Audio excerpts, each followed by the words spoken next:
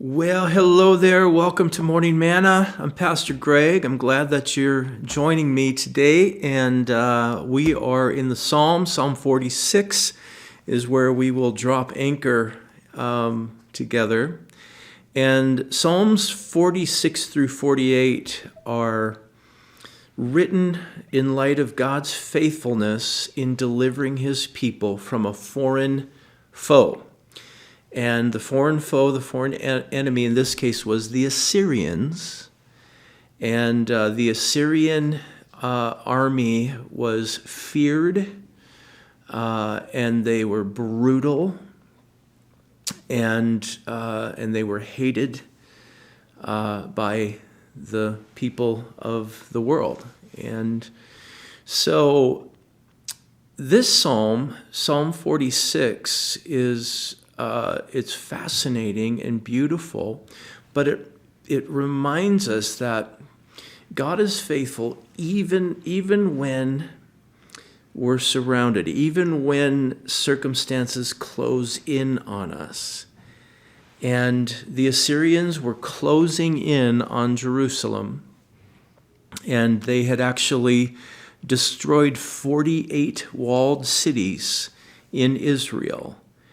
And they were, the last city standing in Israel was Jerusalem, and Hezekiah had expanded the walls to bring in refugees that had fled from the Assyrians, and they're all inside the walls of Jerusalem, and the Assyrian army was surrounding Jerusalem. And there appeared to be no way out. And there also appeared to be no water source. Jerusalem's an interesting city because most ancient cities were built, next to rivers and so on, so that there would be a water source. Jerusalem, not so much. It was built on the top of a mountain, essentially, and so there was a spring, the Gihon Spring, and a small but steady freshwater spring, and Hezekiah, very fortuitously built a tunnel that channeled the Gihon Spring water into the city and through the city. So the city would receive a fresh water source continually. And this plays into the story in a big way, because the Assyrians, as they surrounded Jerusalem, they couldn't see a water source. And so they thought they were surrounding a people that they could just wait them out, and pretty soon they're going to be dying of thirst, and so there was no rush, no impetus for them to want to have to attack, and so they waited. So we'll get into what happened a little bit later, but let's start the psalm with that as our background. Verse 1: God is our refuge and strength, a very present help in trouble.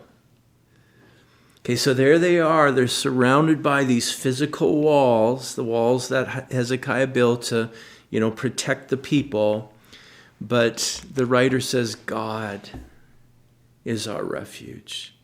We're inside a physical city, the walls of a physical city, and it's our refuge in one sense, but the greater story is that God himself is our refuge. He's the one who's protecting us. And notice it says that he's not just a help in the time of trouble, but he's a very present help in the time of trouble. I bet you've discovered this, Christian, haven't you? That when the troubled time comes and it's intense and hard and painful, that there is a manifesting of the presence of the Lord that is unique in some sense. Kind of like Shadrach, Meshach, and Abednego when they were cast into the fiery furnace. What happened? Well, there appeared a fourth with them, one appearing as a son of man. That was the Lord with them in their time of trouble. He was a very present help with them. And that's why we need not fear what the future may bring, because the Lord, he won't forsake us. He won't leave us. He'll be with us. In fact, he'll be very present with us in our time of trouble. Well, therefore, so because we have this information, we will not fear. Though the earth give way, and though the mountains be moved into the heart of the sea, though the waters roar and foam, though the mountains tremble at its swelling. I mean, whatever. We don't have to fear. I was in Georgia, the country of Georgia, borders Russia, and doing a pastor's conference for Russian pastors and their wives. And we had some breakout sessions where just the guys got together and just the gals got together. But one of the things that we talked about with these Russian pastors that are facing greater difficulty from their government, and the prospect of overt persecution happening.